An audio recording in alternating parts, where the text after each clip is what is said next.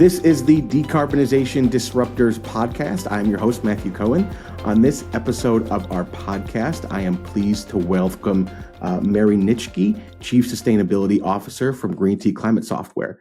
GreenT is the climate software solution built specifically for the multifamily industry to solve its complexities, challenges, and pain points related to efficiency and carbon reduction. Mary, welcome to the podcast. It is so good to be here. Thank you.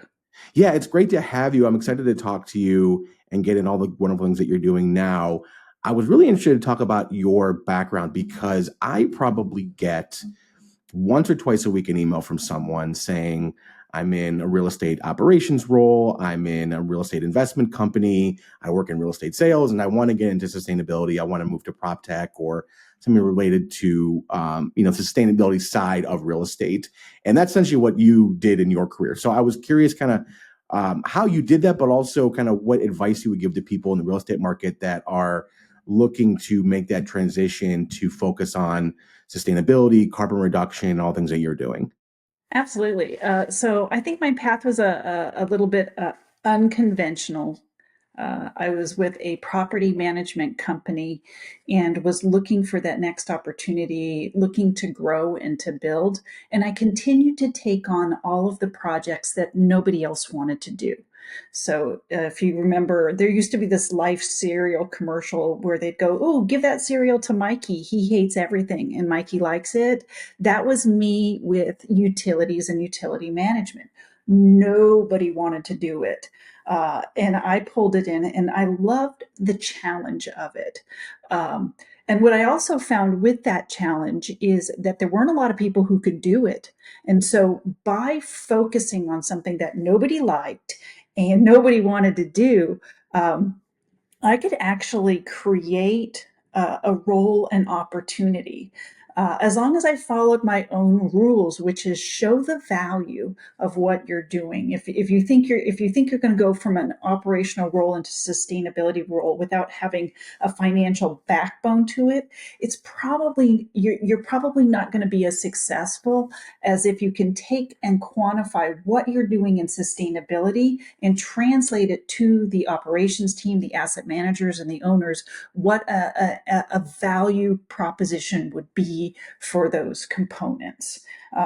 And so I got to do a lot of things early in my career because I was like, hey, we could do this and it's going to make the assets more resilient to drought for the ones that were in California. And hey, we can take on this opportunity, and it's going to reduce the operational expenses for the owner. So I took these things that had great environmental impact, but when positioned to asset management teams, they're like, "Oh yeah, that's a good idea. That's a good deal for us. We should do that." So I tend to focus on sustainability from the perspective of who I was selling to, which was owners and asset managers, and creating that value statement. What I would recommend for people who want to make a transition now, since sustainability is a little bit more mainstream, first of all, education is key. So start learning as much as you can. Don't just think this is going to get handed to you. There is so much information out there that every morning I wake up and I feel like I'm behind. It's a fire hose. You have to constantly be chasing that and find your specialty, find what you do that's sort of unique to you, and build that, doing it within your role today. That will create the bridge and the opportunity with your social network to create that opportunity to grow into a sustainability role. But that's how I would approach it. No, that's great advice. And I'd be curious to hear kind of your take, because you've been in that progression, how you've seen the real estate industry, especially multifamily, and just real estate as a whole, change its approach to things like ESG, things like sustainability initiatives. Because I remember it wasn't that long ago, everyone needed an ESG leader. Everyone was it was kind of the on-brand thing to do. And now I think it's sort of morphed into, from my perspective at least, more of a what's the ROI of this? So have you seen that, and what shift has real estate companies done to adapt to the changing landscape? So think of the shift like a pendulum swinging back and forth. So when I started in sustainability, we couldn't even call it sustainability. I think people need to remember that because I know that there's a lot of fear that because there's backlash against the term ESG, that there's backlash against the principles, and there's not. It's just what we call it. When I started, you couldn't, ESG didn't exist. And you really couldn't say sustainability because there had been all this product to make things more efficient that came out of the 80s.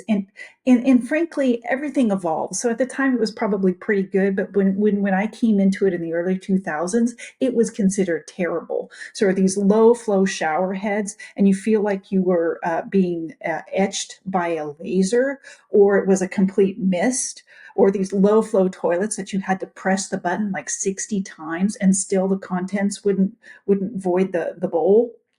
So you couldn't say sustainability because everyone's like, oh, it's terrible. We don't want that. So you had to approach it from a perspective of good utility management and efficiency. Um, then maybe a few years ago, we got sort of an opportunity with ESG.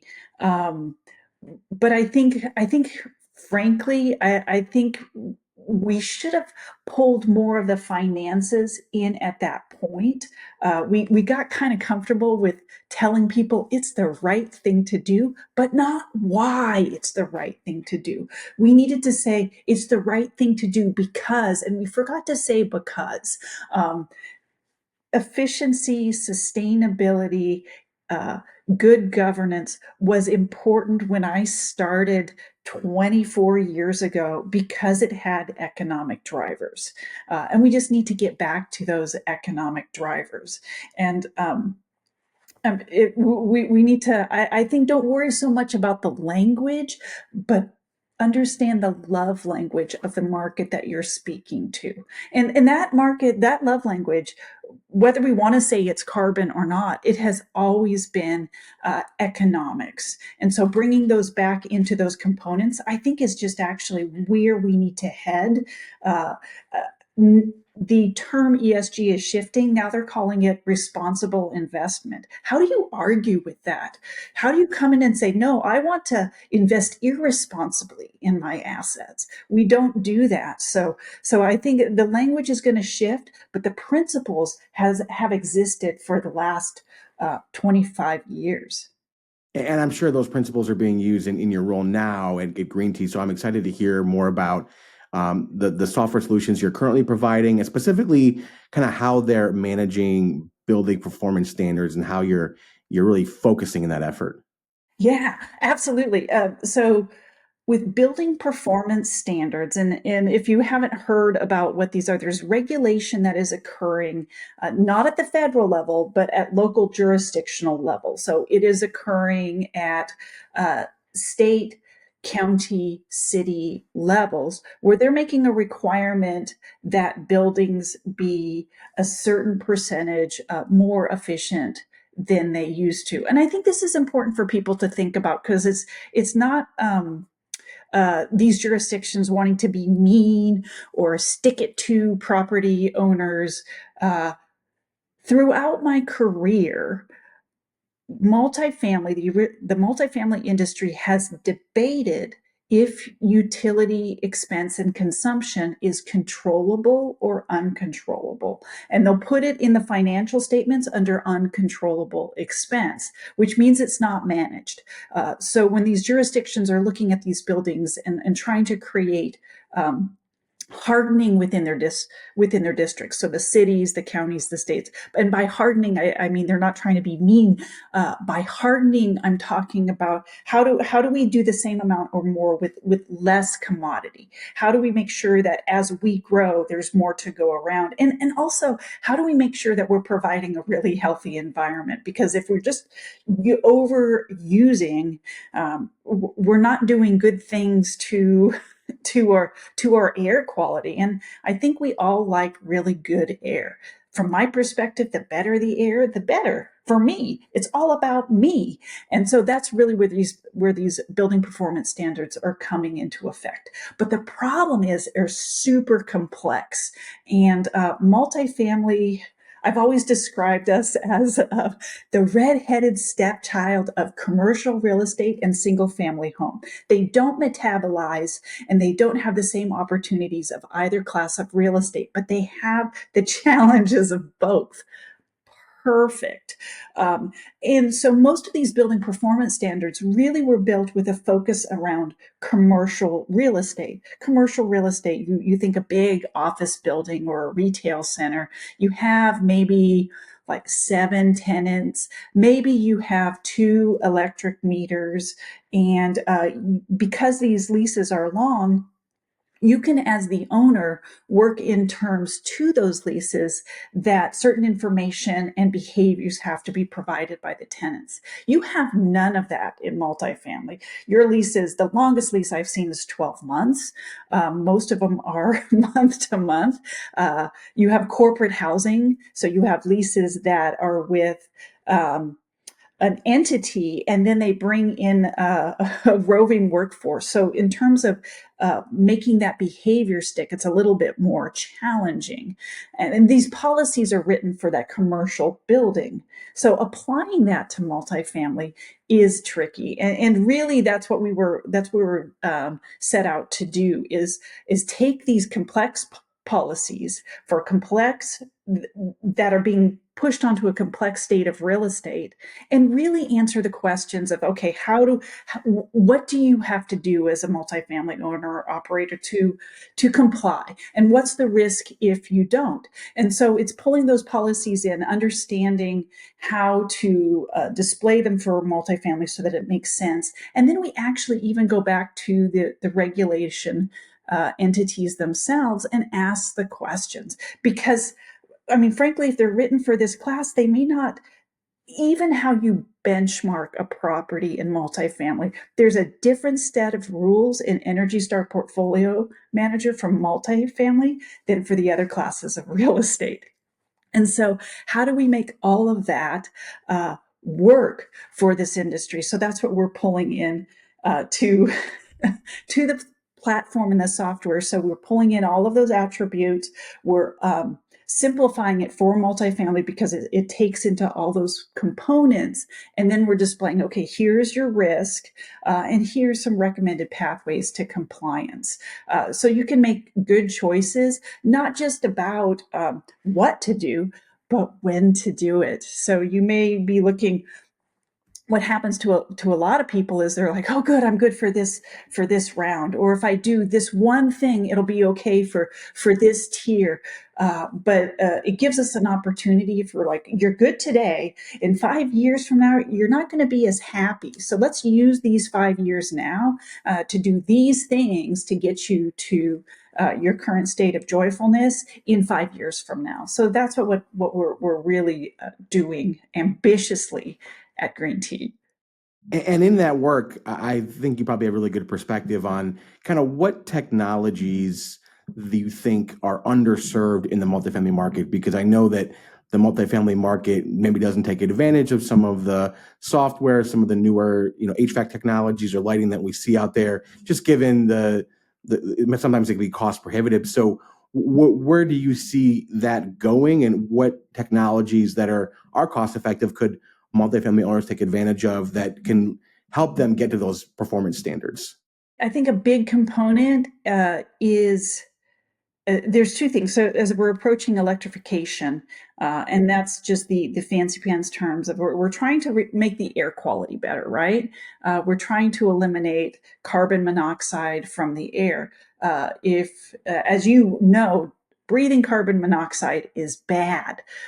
So that's the goal, is we're improving the air quality. We're making sure that we are as healthy as possible with what we breathe. And so I think the technology that we should focus on gets us to that. And there's ways to do it so that it's not as heavy a lift. I personally, I think we don't focus enough on solar thermal. We have a big fixation on PV, which is great, but we can get to grid cleanliness other ways. Let's look at the combustion within our buildings as the opportunities, and I've seen some great things with solar thermal. Frankly. If you're heating your swimming pools with gas, in many of the markets, you have less than a 12-month payback if you go solar. So let's look at some of the low-hanging opportunity that we're not hitting in on. The other areas that I think, to your point, people talk about HVAC and they're afraid of the heat pump. I think this technology has come a very long way, and I think we have to let go of the stigmatism. So our fear of this technology isn't unwarranted, because previously there were heat pumps that could not handle the severe cold temperatures of some regions, and so you never want to freeze people out, and that was a hurdle. Similar to if you look at low flow shower heads in the 80s, again, poor experience in terms of cleaning your body.